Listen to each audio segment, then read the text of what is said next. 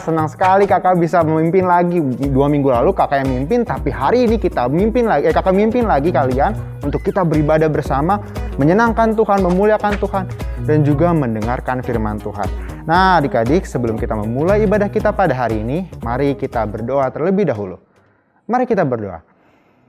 Tuhan Yesus, terima kasih untuk kasih setiamu yang begitu besar atas kami Bapa, sehingga kami boleh bersama-sama hari ini meninggikan dan memuliakan nama Tuhan. Tuhan, sekalipun kami tidak bersama-sama, tapi kami tahu Engkau Allah hadir di tengah-tengah kami, Engkau Allah hadir di dalam hidup kami, dan Engkau Allah menyatakan kemuliaan-Mu bagi kami, sehingga kami boleh bersama-sama memuji, memuliakan, dan meninggikan nama Tuhan, serta firman-Mu dapat disampaikan, dan anak-anak pun dapat mengerti dan juga dapat bersuka cita atasnya. Dan Tuhan Yesus pimpin kami sepanjang ibadah hari ini agar semuanya berjalan sesuai dengan kemuliaan Tuhan dari awal, pertengahan hingga akhirnya, semuanya memuliakan nama Tuhan. Di dalam nama Tuhan Yesus kami berdoa mengucap syukur. Haleluya. Amin. Adik-adik, kakak yakin kita pasti semua bersuka cita. Coba senyumnya dulu yang paling luar biasa. Coba kasih senyumnya dulu untuk papa, untuk mama, untuk kakak, untuk adik, untuk semua yang ada di sekeliling adik-adik. Kasih senyum yang paling manis. Ih, ganteng-ganteng, cantik-cantik kalian. Nah, sebelum kita masuk ke dalam firman Tuhan, mari kita naikkan pujian Tuhan Allah di tengah kita. Kakak ajak semua buat bangkit berdiri yuk. Kita memuji dan menyembah Tuhan. Kita punya Tuhan Yesus yang dahsyat banget. Amin. Dia Allah yang besar buat kita semua. Haleluya. Tuhan Allah di tengah kita besar, besar. Dia senangkan dan girangkan dengan Senyum ya. suka cita. Dia mengasihi dan bersuka karena kita. Tuhan Allah di tengah kita besar. Katakan besar. Besar.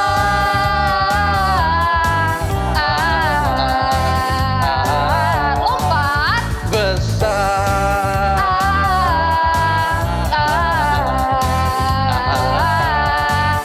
Besar. Katakan dari awal. Haleluya. Lebih semangat ya. Tuhan Allah di tengah kita besar. Bikin yang besar. Besar. Dia senangkan dan girangkan dengan suka cita. Dia mengasihi dan bersuka karena kita. Tuhan Allah di tengah kita besar. Besar. Sebelah kanan dulu. Besar.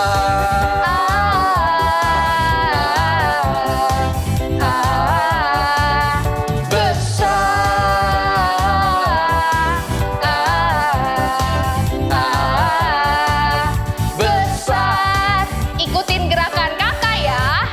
Walau ku belum besar saat masalah besar, imanku Karena tetap Tuhanku besar. Karena Tuhanku besar. Walau ku belum besar saat masalah besar, imanku tetap besar. Karena Tuhanku Lebih semangat. besar. Walau ku belum besar saat masalah besar, imanku tetap besar. Karena Sekali Tuhanku lagi. besar. Walau ku belum besar saat masalah besar, imanku tetap besar. Karena Katakan besar. Besar.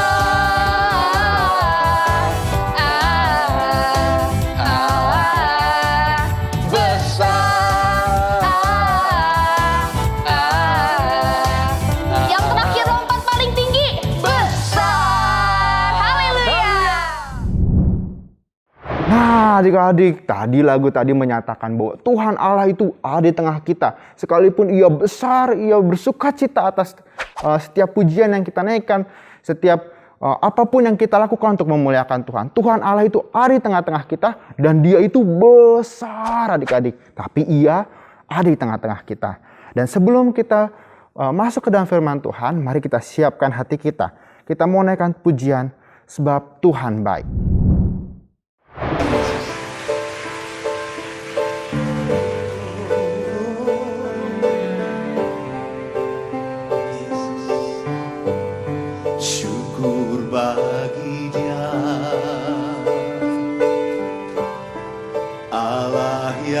kuasa yang menjadikan segalanya. Oh, ajaib perkasa yang diperbuatnya di hadapan segala bangsa. Sebab Tuhan baik, bahwasanya untuk selamanya kasih setianya. Sebab Tuhan baik, bahwasanya untuk selamanya kasih setianya. Berikan tepuk tangan buat Tuhan Yesus. Dia yang sungguh baik, sangat baik. Katakan syukur bagi Dia. Syukur bagi Dia, Allah yang kuasa, Allah yang kuasa, yang menjadikan segala, menjadikan segalanya. Oh, ajaib perkasa yang diperbuatnya di antara segala bangsa, di hadapan segala bangsa. Sebab Tuhan baik, bahwasanya untuk selamanya kasih setianya. Sebab Tuhan baik, bahwasanya untuk selamanya kasih setianya. Mari angkat hatimu, nyatakan sebab Tuhan baik. Sebab Tuhan baik, Yesus baik, bahwasanya untuk selamanya kasih setianya. Kasih setianya selamanya.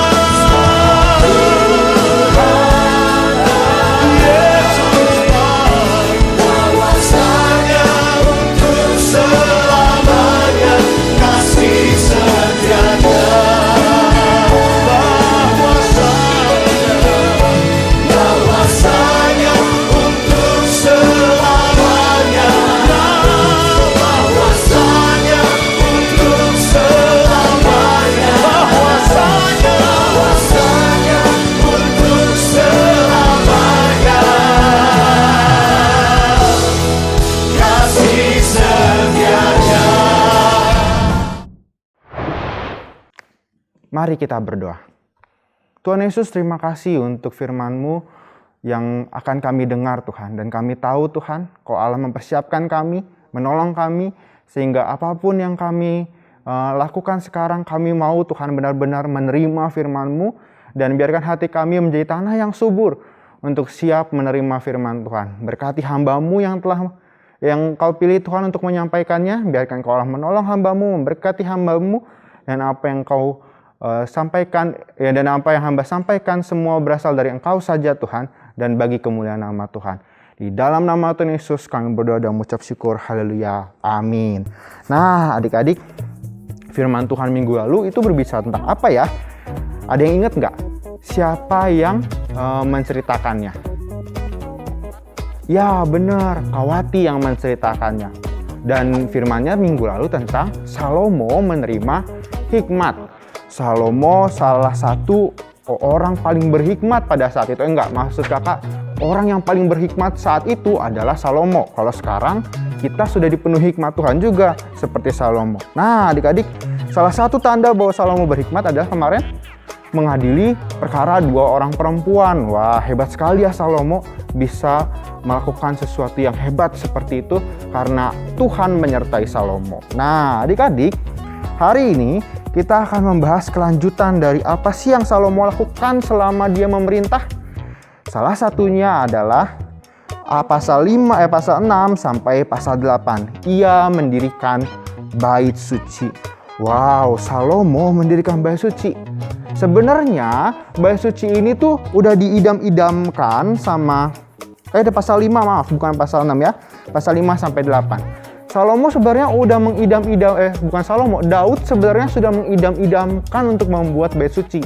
Karena ia melihat Tuhan kok ditaruhnya cuma di kemah pertemuan, seharusnya Tuhan yang besar ini ditaruhnya di bait Allah. Ditaruh di sebuah rumah yang gedung yang kuat, yang kokoh, yang indah bagi Allah. Tetapi firman Tuhan menyampaikan kepada Daud bahwa Daud tidak bisa mendirikan bait Allah. Mengapa? Karena Daud terlalu banyak mengorbankan orang. Maksudnya selama dia berperang, dia telah banyak menumpahkan darah. Dan tetap Tuhan tidak menerimanya. Sehingga Salomo lah yang diminta Tuhan untuk mendirikan bait Allah. Kalau kita lihat di pasal 5, ayatnya yang pertama di sana dicatat tentang Hiram, Raja Tirus. Hiram ini merupakan seorang raja dari Tirus yang Tuhan pilih untuk menolong Salomo menyiapkan kayu-kayu bagi bait Allah. Jadi kayu-kayu aras itu, kayu-kayu yang bagus, kayu-kayu dari Libanon, kayu-kayu aras Libanon itu, kan dia berada di gunung-gunung ya. Jadi dipotong, lalu digelindingin ke laut. Nanti di laut dibuat rakit, baru dibawa mengiringi laut gitu sampai ke Israel. Nanti di Israel baru dibongkar muatannya, lalu dipakai kayunya untuk membangun bait Allah. Di mana bait Allah didirikan? Bait Allah didirikan di Gunung Moria di Yerusalem. Mengapa harus di situ? Kalau adik-adik baca di 2 Tawarik pasalnya yang ketiga, 2 Tawarik pasalnya yang ketiga, di sana disampaikan bahwa mengapa harus di sana? Karena Tuhanlah yang telah menetapkannya kepada Daud. 2 Tawarik pasal 3 ayat yang pertama katakan seperti ini. Salomo mulai mendirikan rumah Tuhan di Yerusalem di Gunung Moria, di mana Tuhan menampakkan diri kepada Daud ayahnya di tempat yang ditetapkan Daud, yakni di tempat pengirikan Ornan orang Yebus itu. Jadi mengapa mengapa Salomo mendirikan bait Allah di Gunung Moria? Karena Allah dahulu pernah menampakkan diri kepada Daud di tempat pengirikan Ornan orang Yebus itu. Adik-adik, kalau adik-adik ingat, ini merupakan cerita yang waktu itu Karnot sampaikan di 2 Samuel pasalnya yang ke-24 tentang pendaftaran dan hukuman. Dan kalau adik-adik ingat, mesbah yang didirikan Daud itu waktu itu didirikan di pengirikan Arauna kalau di sini tulisannya, tapi kalau di Tawarik disebutnya Ornan. Bukan berarti beda 2 orang, tapi ini mungkin ada beda pelafalan saja. Jadi di tempat pengirikan Arauna orang Yebus itu. Jadi ketika itu Tuhan kan menampakkan diri, malaikat Tuhan menampakkan diri kepada Daud, dan kemudian Daud mendirikan mesbah di sana, dan kemudian ia memberikan persembahan, dan kemudian tulah itu berhenti. Nah, tempat itulah yang dijadikan dijadikan Salomo untuk mendirikan bait Allah di Gunung Moria di Yerusalem, tempat pengirikan Arauna orang Yebus itu. Dan di sanalah tempat satu-satunya bait Allah boleh didirikan. Makanya kalau bait Allah itu sebenarnya 3 kali dibangun ya adik-adik. Pertama ini didirikan oleh Salomo, lalu kemudian dihancurkan oleh orang-orang Babel. Nanti didirikan lagi oleh Ezra, tetapi nanti dihancurkan lagi. Dan yang ketiga barulah didirikan oleh Herodes, tapi juga akhirnya dihancurkan lagi. Dan mereka tiga-tiganya itu harus berada di Moria, di Yerusalem, di tempat pengirikan Arauna orang Yebus itu. Nah, lalu bagaimana Kak bentuknya? Bagaimana bentuk dari bait Allah ini? Tetap sama ya adik-adik, mirip seperti susunannya seperti kemah pertemuan. Jadi ada 3 ruangan. Ruangan pertama itu yang ruangan terbuka. Di sana ada mesbah bakaran, ada laut. Kalau disebutnya di sini laut, tapi sebenarnya itu adalah bejana pembasuhan, karena itu harus nyuci dulu, cuci tangan, cuci kaki, cuci badan sebelum masuk ke Bait Allah. Jadi ada mesbah pembasuhan, terus juga ada mesbah pembasuhan kecil-kecilan. Lalu kemudian di dalam gedung itu ada ruangan pertama, ruang suci. Di sana ada kaki dian, ada mesbah ukupan, juga ada ada namanya meja roti sajian. Jadi memang seperti keadaan kemah pertemuan, tetapi kali ini lebih kokoh bentuknya. Lalu kemudian di dalamnya ada tabut Tuhan. Tetapi tabut Tuhan tidak sendirian. Kali ini ditemani dengan 2 buah patung kerub atau 2 patung kerub. Kenapa sih ada patung kerub itu?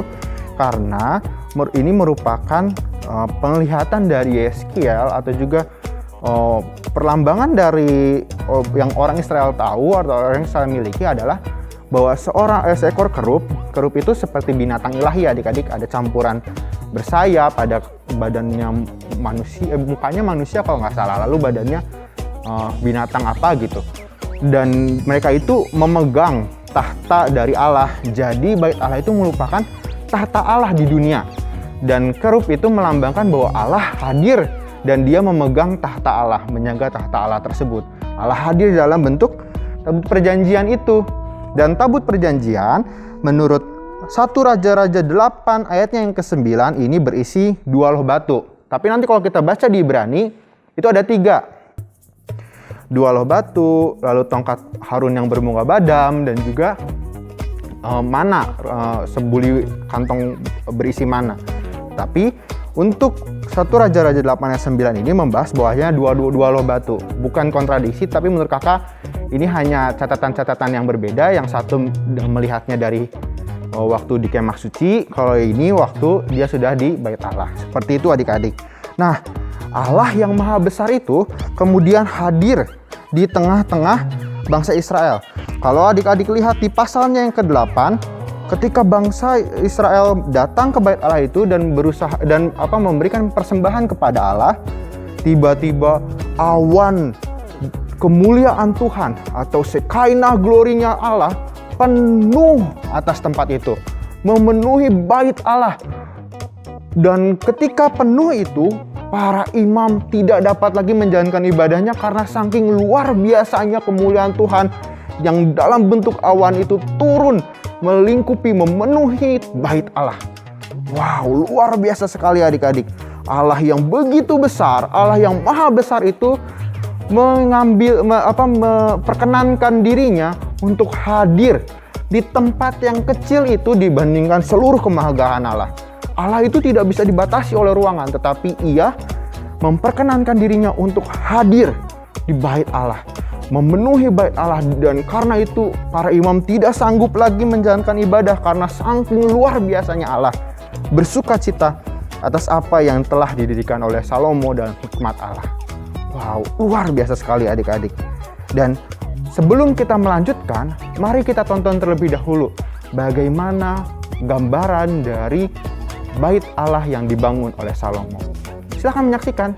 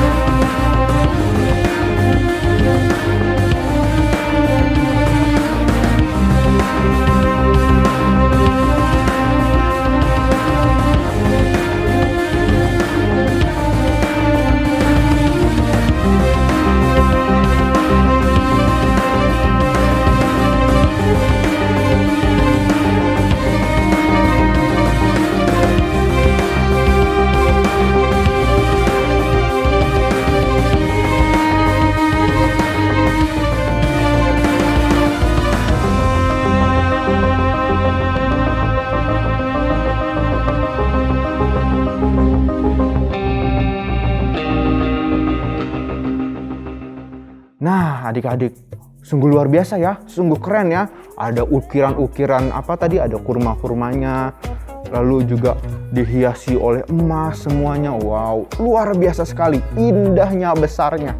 Tapi kakak masih tidak tahu ya, apakah pelatarannya bait Allahnya Salomo sama dengan pelataran bait Allahnya Herodes. Karena kalau pelataran bait Allah Herodes di sana dipakai untuk orang-orang berdoa, orang-orang dari luar Israel berdoa di sana.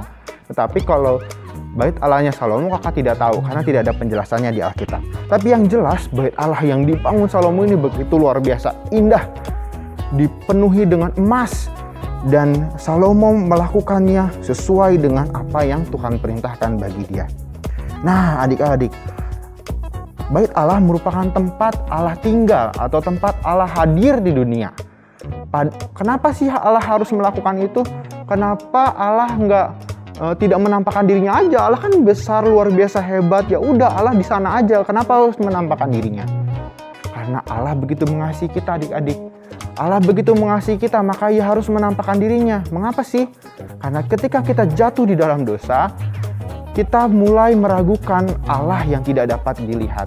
Contohnya ketika bangsa Israel sebelum dia masuk ke Mesir, ketika zaman Abraham, zaman Yakub dan lain-lain, mereka tidak melihat Allah secara nyata, tetapi mereka mempercayai Dia. Mereka hanya mendengar Allah saja, tidak pernah melihat bentuk fisiknya Allah. Tetapi ketika bangsa Israel keluar dari Mesir, mereka sudah terpengaruh sama kebudayaan-kebudayaan penyembah berhala, kebudayaan penyembahan berhala yang dimiliki oleh bangsa Mesir, sehingga akhirnya mereka tidak bisa lagi mempercayai Allah. Mereka sulit mempercayai Allah yang tidak dapat dilihat. Makanya ketika Musa berada di Gunung Sinai menerima 2 loh batu, mereka membuat patung lembu emas supaya melihat Allah yang mereka sembah. Dan karena itu, karena kasihnya Allah pada manusia, pada bangsa Israel, pada umatnya ini, maka Ia merelakan dirinya yang besar itu, dirinya yang maha besar itu, memperkenankan dirinya untuk hadir di dalam tempat yang kecil dibandingkan dengan kemegahannya. Dia rela untuk datang ke tempat yang sekecil bait Allah itu dibandingkan dengan kemegahan Allah. Jadi dia rela untuk datang demi adik-adik dapat melihat Allah. Maksudnya bangsa Israel ya, bangsa Israel dapat melihat Allah. Demi umatnya dapat melihat Allah dan mempercayai Dia. Tapi hari ini bait Allah bukan lagi bangunan. Bait Allah bukan lagi sebuah gedung megah berwarna emas, dilapisi emas, dibuat dari kayu aras Libanon. Tidak lagi. Sekarang bait Allah adalah kamu dan saya. Adalah adik-adik dan kakak. Adalah kita semua yang percaya kepada Tuhan Yesus. Mengapa?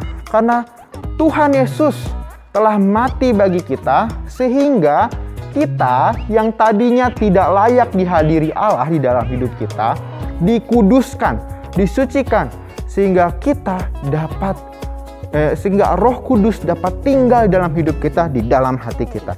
Mari kita baca terlebih dahulu 1 Korintus pasal yang ke-6, ayatnya yang ke-19 sampai ke-20. 1 Korintus pasal 6 ayat yang ke-19 sampai 20. Aku akan bacakannya untuk kita semua. Atau tidak tahukah kamu bahwa tubuhmu adalah bait Roh Kudus yang diam di dalam kamu, Roh Kudus yang kamu peroleh dari Allah, dan bahwa kamu bukan milik kamu sendiri, sebab kamu telah dibeli dan harganya telah lunas dibayar. Karena itu muliakanlah Allah dengan tubuhmu.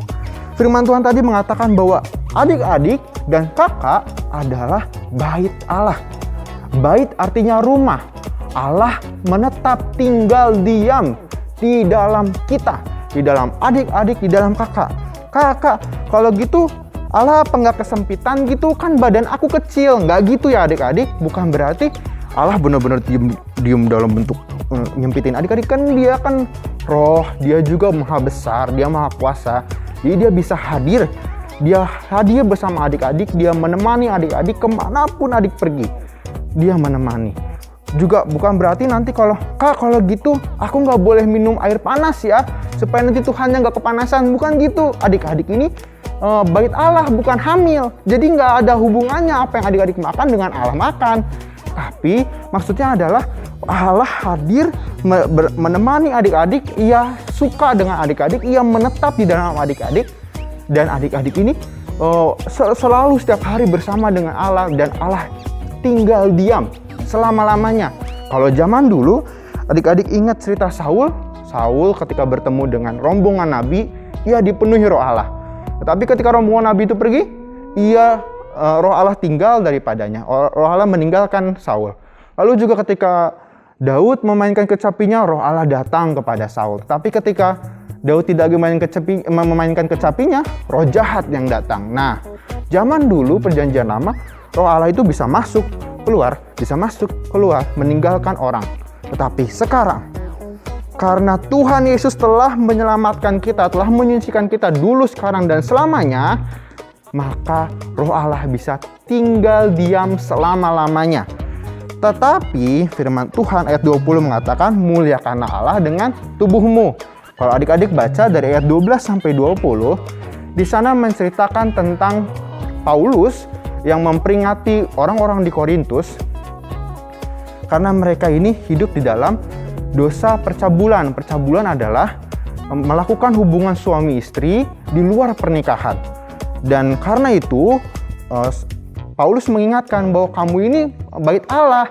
Seharusnya kamu tidak melakukan itu lagi. Karena kamu adalah bait Allah, karena Allah telah tinggal di dalam kamu, muliakanlah Allah dengan tubuhmu. Bukannya justru merusak tubuh Allah. Nah, karena itu adik-adik, kita juga harus memuliakan Allah dengan tubuh kita. Karena kita telah memiliki Roh Kudus, maka pancarkan Roh Kudus di dalam hidup kita. Pancarkan Kristus dalam hidup kita. Dengan cara apa sih? Dengan cara apakah kira-kira kita dapat memuliakan Tuhan? Contohnya,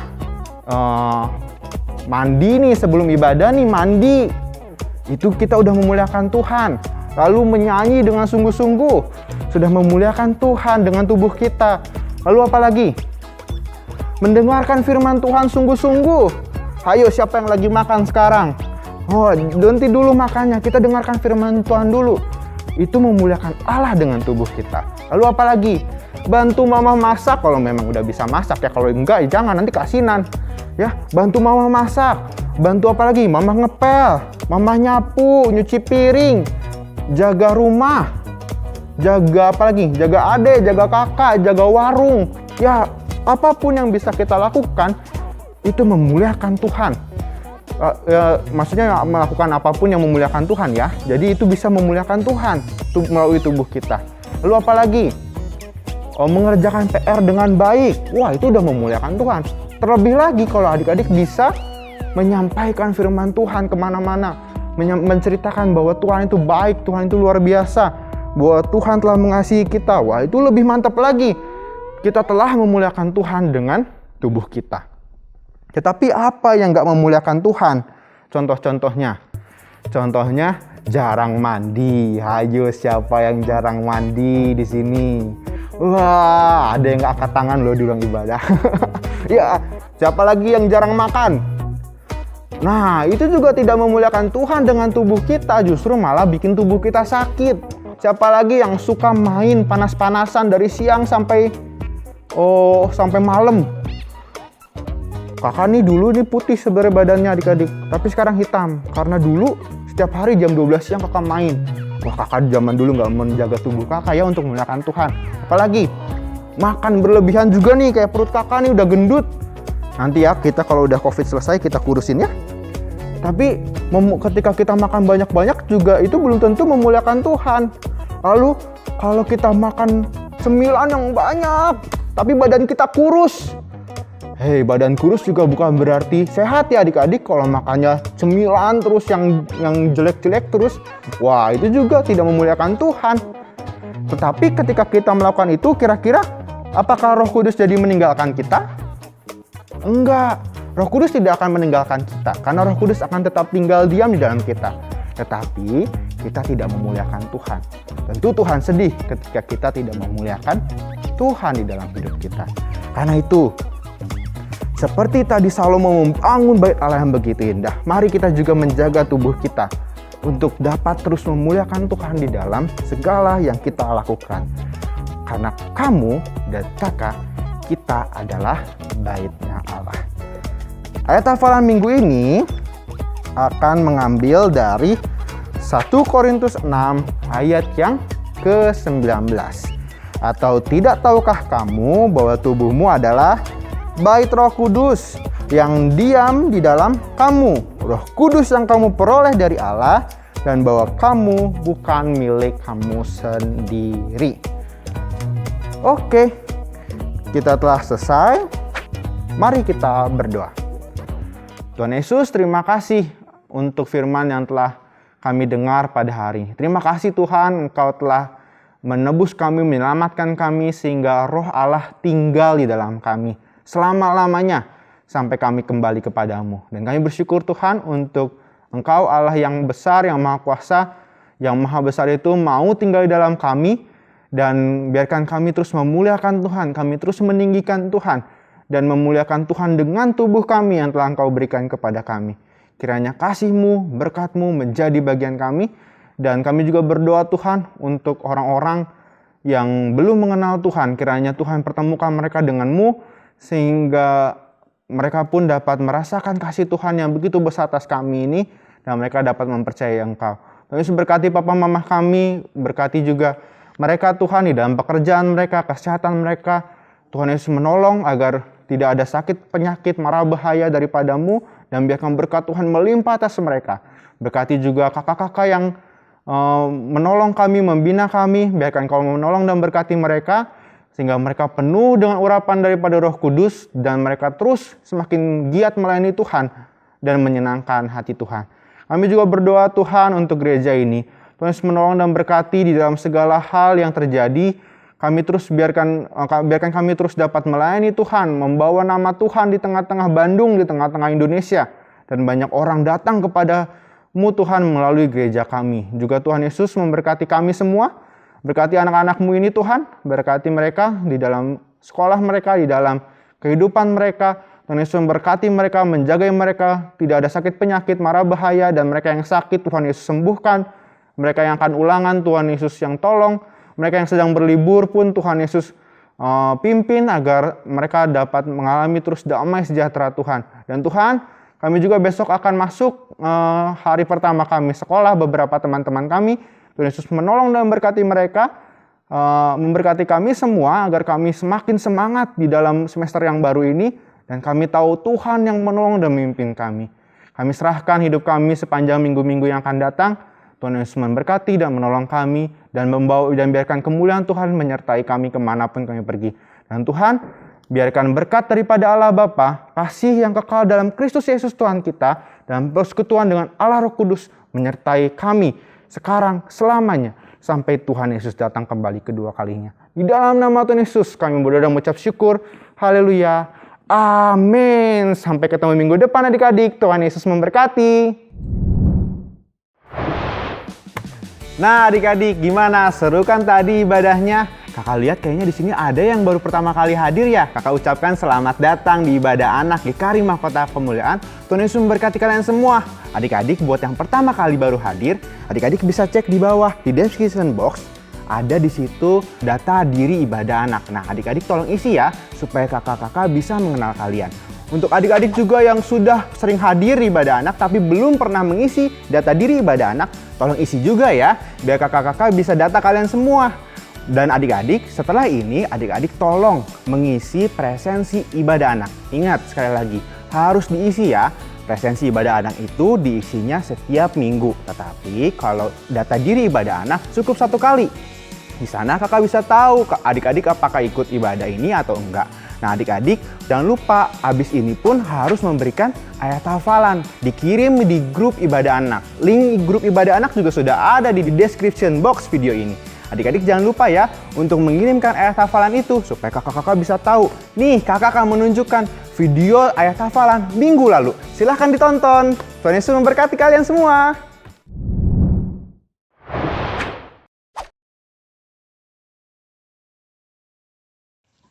Amsal 2 ayat 6. Karena Tuhanlah yang memberikan kita hikmat, dari mulutnya datang pengetahuan dan kepandaian. Amsal 2 ayat 6. Karena Tuhanlah yang memberikan hikmat, dari mulutnya datang pengetahuan dan kepandaian. Amin. Amsal 2 ayat 6. Karena Tuhanlah yang memberikan hikmat, dari mulutnya datang pengetahuan dan kepandaian. Amin. Amsal 2 ayat 6. Karena Tuhanlah yang memberikan hikmat, dari mulutnya datang pengetahuan dan kepandaian.